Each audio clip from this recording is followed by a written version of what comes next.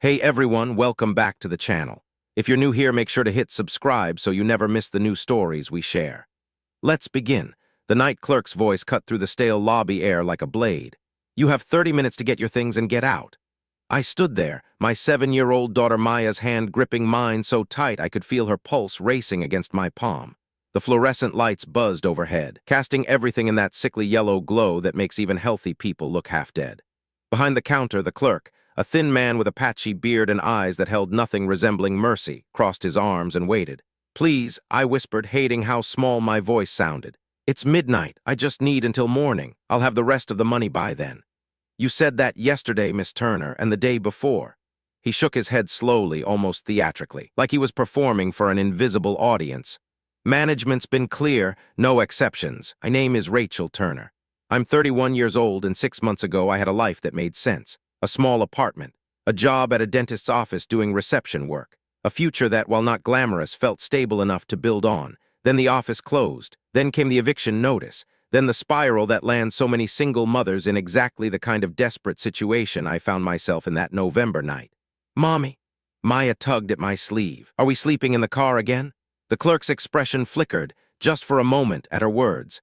Something human passed behind his eyes before it disappeared, replaced by that bureaucratic blankness that protects people from feeling responsible for the damage they inflict. 30 minutes, he repeated, turning back to his computer screen. I led Maya toward the elevator, my legs moving automatically while my mind raced through impossible calculations. We had $47 left. The car had maybe an eighth of a tank of gas. The overnight temperature was supposed to drop to 28 degrees. "It'll be okay, baby," I told her, the lie tasting bitter on my tongue. "We'll figure something out, we always do." Room 112 was small and smelled faintly of cigarette smoke that no amount of cleaning could fully erase.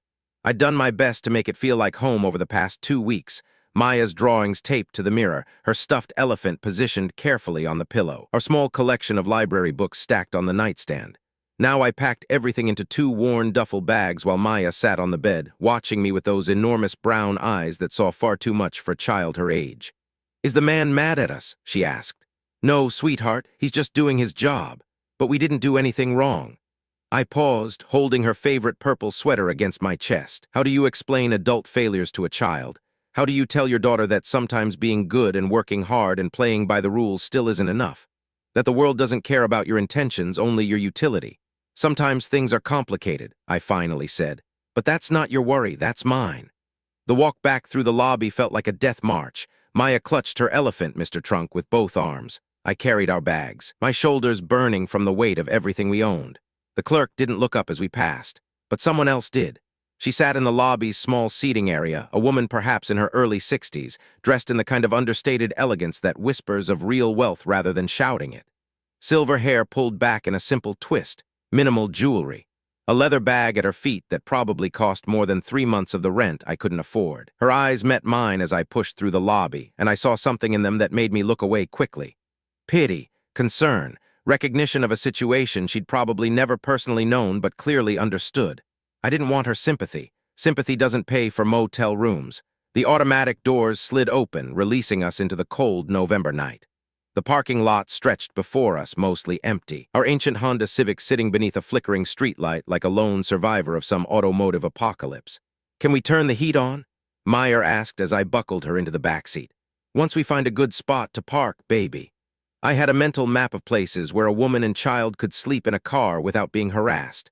The church lot on Maple Avenue was usually safe until 6 in the morning. The back corner of the Walmart parking lot worked if you arrived late enough to avoid security.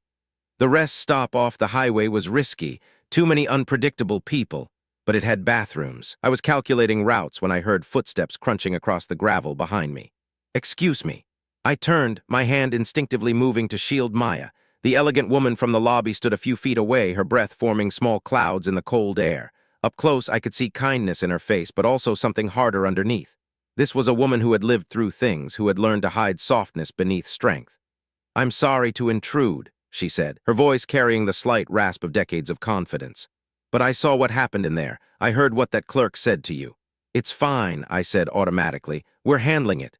You're going to sleep in your car with your daughter in 28-degree weather. It wasn't a question." Shame flooded through me, hot and suffocating.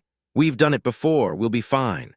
The woman studied me for a long moment, and I had the uncomfortable sensation of being seen, in a way I hadn't been seen in years. Not as a burden, not as a problem, not as a cautionary tale about making better choices, just as a person. "My name is Alina Bishop," she said. "I'm staying in room 308, and I'd like to offer you something. I don't need charity. Good, because I'm not offering it." She reached into her bag and pulled out a room key card. "I booked 2 rooms tonight out of habit. My late husband always insisted on having a backup. I never canceled the second reservation." I stared at the card like it might bite me. "I can't accept that." "Why not?" "Because I don't know you, because I can't pay you back, because nothing in this world is free." Alina smiled, and for the first time I noticed the sadness living in the corners of her eyes. "You're right, nothing is free, but some things are freely given." "Mommy." Maya's voice drifted from the car. "I'm cold." The room was warm. That was the first thing I noticed, the almost shocking comfort of heated air wrapping around us after the bite of the November night. Maya ran immediately to the bed, throwing herself onto the mattress with the pure joy that only children can muster. "It's so soft," she giggled, burying her face in the pillows. I stood in the doorway, still not fully believing this was real. Alina had walked us to the room, pressed the key into my hand, and said only, "Breakfast is served until 9. I'll be in the restaurant if you'd like to talk." Then she disappeared into the elevator, leaving me with 1,000 questions and no language to ask them. "Can I take a bath?" Meyer asked, already eyeing the bathroom door. "A real bath with hot water?" "Of course, baby, go ahead." While she splashed and played, sounds I hadn't heard from her in weeks, I sat on the edge of the bed and tried to process what had happened. In the span of 30 minutes, we'd gone from facing a night of shivering in the car to this. A clean room, a warm bed, the promise of breakfast. But why? People didn't do things like this. Not in my experience.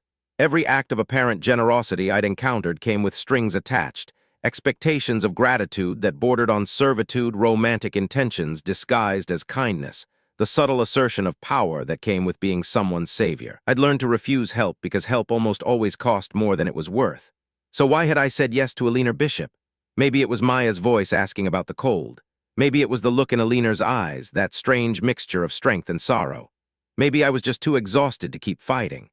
Maya emerged from the bathroom wrapped in a towel 3 times her size, her face flushed pink from the warm water, looking more like a child and less like the tiny survivor she'd been forced to become. "Mommy, the soap smells like flowers." "That's nice, sweetheart. And there's a TV with cartoons. We can watch for a little while before bed." She fell asleep within 20 minutes, Mr. Trunk tucked under her arm, her breathing slow and peaceful. I watched her for a long time, memorizing the curve of her cheek, the flutter of her eyelashes. This was why I kept going. This small person who trusted me completely, who believed I could fix anything, who had no idea how close to the edge we were walking. I didn't sleep much that night. My mind kept circling back to Alina. Who was she? What did she want? And why did it feel somehow like our meeting wasn't coincidental? At 7:30 the next morning, I got Maya dressed in her cleanest clothes, and we made our way to the motel's small restaurant. Alina was already there, seated at a table by the window, watching the gray morning light wash across the parking lot. She looked up when we approached and smiled. "Good morning. How did you sleep?" "Better than we have in weeks," I admitted. "I don't know how to thank you."